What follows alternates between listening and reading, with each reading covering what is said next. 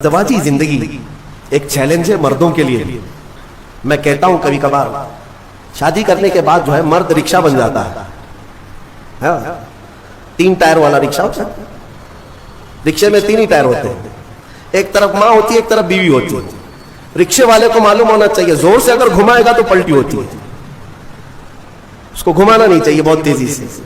تیزی سے اگر رکشہ گھمایا تو یا تو ادھر پلٹی ہوگا یا ادھر پلٹی ہوگا. تو اتنی بات یاد رکھو, رکشہ چلانے والوں سے پوچھ لو کیسے گھمانا چاہیے, کیسے چلنا چاہیے. تو آپ بیلنس برقرار رکھو اپنی ماں اور بہنوں میں اور اپنی بیوی میں, دونوں میں. عورتیں ہیں, عورتوں کا مزاج ہے, ان کی فطرت میں ہے, ایک دوسرے کے ساتھ ان کے معاملات ہوتے ہی رہتے ہیں. آپ کو میں کیا بتاؤں, حضور پاک صلی اللہ تعالی علیہ وسلم کی 10 بیویاں ہیں. میرے آقا نے ان کے درمیان کیسے عدل قائم رکھا, کیسے عدل قائم رکھا. تو بہرحال ایک حکیم صاحب کے بارے میں نے پڑھا تھا, وہ آپ کو بھی میں بتا دوں. اکثر گھروں میں جو جھگڑوں کی ابتدا ہوتی ہے یہ زبان کی, عورتوں کی زبان کینچی کی طرح چلتی رہتی ہے. وہ کچھ عورتیں یہ عہد کر کے بیٹھی ہیں کہ جواب تو دینا ہی ہے, جواب تو دینا ہی ہے, چپ کیوں رہے. شوہر بولتا ہے تو کچھ تو جواب دینا ہے.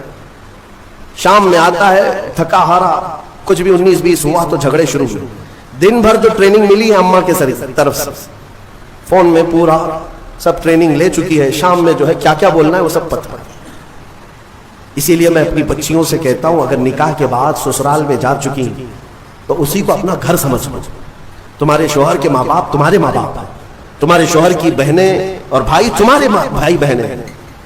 اس کے بعد ایک مٹھاس کو محسوس کرو. ایک حکیم صاحب کے بارے میں, شوہر بیوی بہت لڑ رہے تھے, جہنم بن گئی زندگی.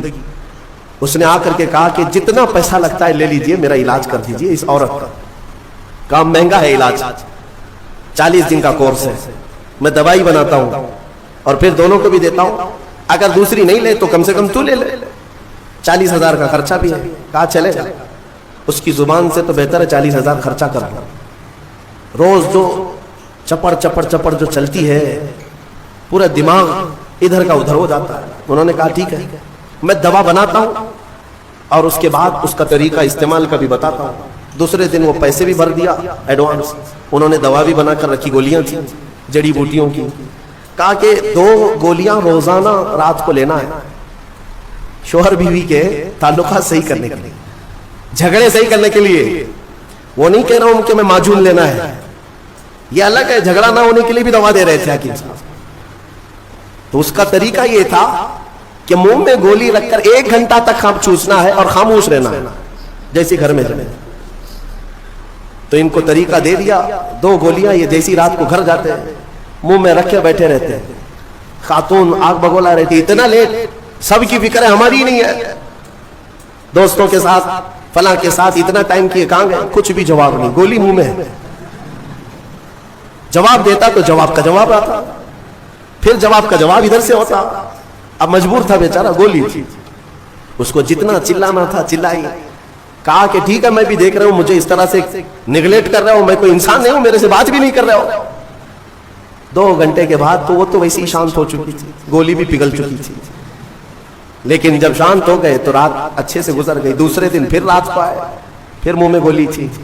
آج پھر وہ چلانے لگی. لیکن عورت کو شک ہونے لگا کہ اچانک یہ سدھر کیسے گیا. دونوں رات کو جھگڑا کرتے ہی تھے, لیکن کل سے دیکھ رہی ہوں جواب بھی نہیں دے رہا, کچھ بھی بول رہے جواب نہیں دے رہا. تو خاموش رہی, تھوڑا ہی آج چلائی. اس کے بعد اس کو ڈر لگنے لگا کہ کہیں طبیعت خراب ہو گئی.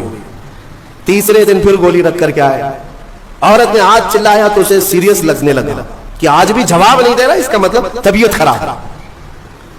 قریب آئی اور کہا ارے میرے سرتاج بتاؤ تو صحیح, کیا تکلیف ہے آپ کو؟ 2 دن سے بالکل منہ چپ کر کے بیٹھے ہو گھر میں, رونق ختم ہو گئی گھر, کچھ تو بولو.